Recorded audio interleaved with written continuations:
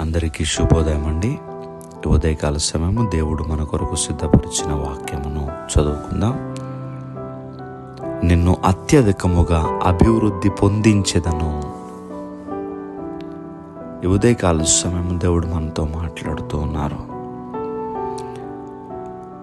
నిన్ను అత్యధికముగా అభివృద్ధి పొందించెదనని. దేవుని యొక్క ఉద్దేశము మనము ఎక్కడ వేసిన గొంగళి అక్కడే ఉన్నట్లుగా ఉండాలని కాదు. అన్ని విషయాలలో కూడా మనం అభివృద్ధి చెందాలని దేవుడు కోరుకుంటూ ఉన్నారు. ప్రియ దేవుని బిడ్డలారా,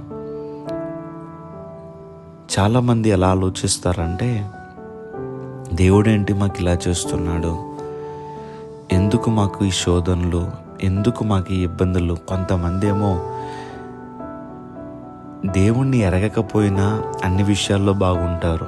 దేవుణ్ణి తెలుసుకుని కూడా మేమెందుకు అన్ని విషయాల్లో అభివృద్ధి చెందలేకపోతున్నాం అని ఆలోచిస్తూ ఉంటారు. దేవుని యొక్క ఆలోచన ఏమిటంటే, మనం అందరం కూడా అభివృద్ధి చెందాలి.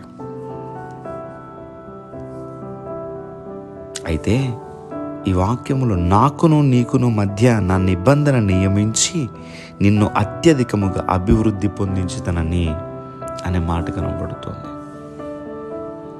దేవుని యొక్క నిబంధన మనల్ని ఏం చేస్తుందంటే అభివృద్ధిలోనికి తీసుకొస్తుంది.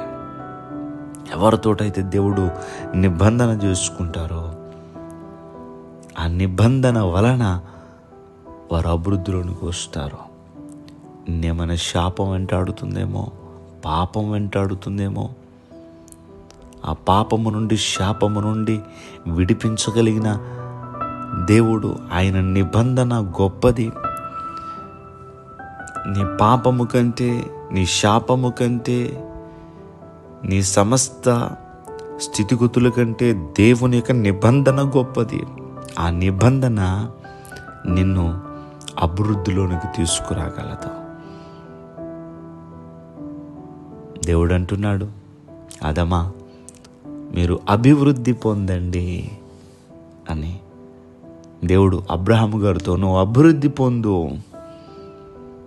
ఇస్సాకుతో దేవుడు అభివృద్ధిని గూర్చి మాట్లాడడం మనం చూస్తున్నాం. దేవుని యొక్క ఉద్దేశం ఏమిటి అని అంటే, మనం అందరం కూడా అభివృద్ధి చెందాలి. ఈ ఉదయకాల సమయంలో నీకున్న లేమి నుండి, నీకున్న కష్టము నుండి, నీకున్న శోధన నుండి, నీకున్న అప్పుల నుండి నీకు విడుదల కలిగి నీవు అభివృద్ధి పొందుదువుగాక. చిన్న ప్రార్థన చేసుకుందాం. సర్వాధికారి అయిన దేవా, మీకు వందనములు.